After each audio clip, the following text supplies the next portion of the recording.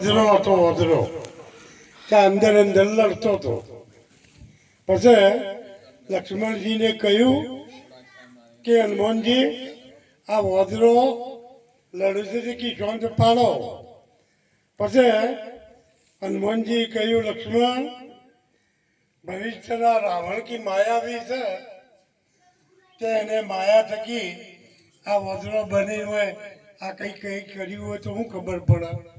એટલે આપણે રામચંદ્રજીની કી જે બોલાવો તે રામચંદ્રજીની જે બોલે એ સમજી લેવાનું કો આપણો, અને જે રામચંદ્રજીની જે નહીં બોલે એ હનુમાનનો અને રાવણનો.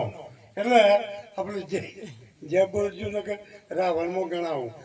બોલો રામચંદ્ર ભગવાન કી જય, હનુમાન દાદા કી ધન્યવાદ.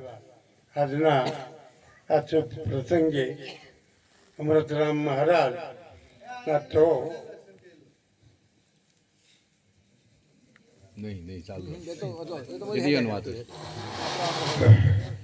આ તો ગોમી પતરી વાત જુદો હોય ને, બીજું કોઈ ના તો હાઈનું ફૂંકેલું પેલી ન જાય. એટલે આજનો કાર્યક્રમ બહુ સરસ રાખ્યો છે અમૃત મહારાજને. અને જુઓ આ જંગલમાં મંગલ ભગવાન, જંગલમાં મંગલ. અહીં આ સ્વર્ગ લખ્યું. સ્વર્ગ કોઈ તાલુકો નથી કે જિલ્લો નથી, આ સ્વર્ગ કહેવાય ભગવાન. મહાપુરુષોની પધરામણી જો થાય તો સ્વર્ગ ગણાય. એટલે આ સ્વર્ગ છે. બીજું મનુષ્ય અવતાર મળ્યો છે, ફરી ફરી આપણો નહીં મળે.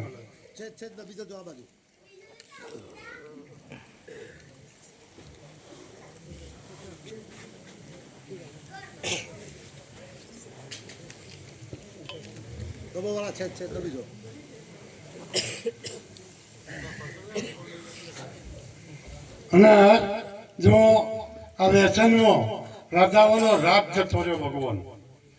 અને હવે નજીક આપણે જુઓ પાવાગઢ પતઈ રાજાનું માતાજી કી માગ કી તું માગી આવ, પણ નશામાં માગ્યું કે મગોણું તો પતન થઈ ગયું. તારે અહીં ભેળો રખડ્યો.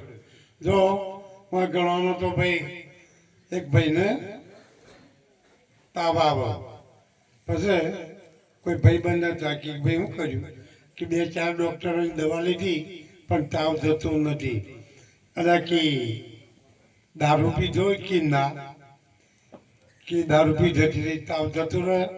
અને કે રાજાઓનો રાત જતો રહ્યો, પાટોની પાટો જતી રહીને કંઈ તારો દારૂ ન જતો રહે. પછી જો કીધું ભાઈ આ બાપજી આગળ બંધોણા હોય ને અમારી એ ભેગી વાતો જો પાછી.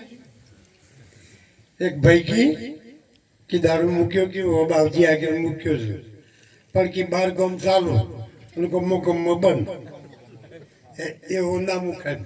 મૂક્યો તો મૂક્યો જ મૂક્યો ભગવાન. એટલે મહાપુરુષો બહુ સફળવાના છે. એટલે મારી વાણીને વિરામ આપું છું. બોલો શ્રી સદગુરુ ભગવાન કી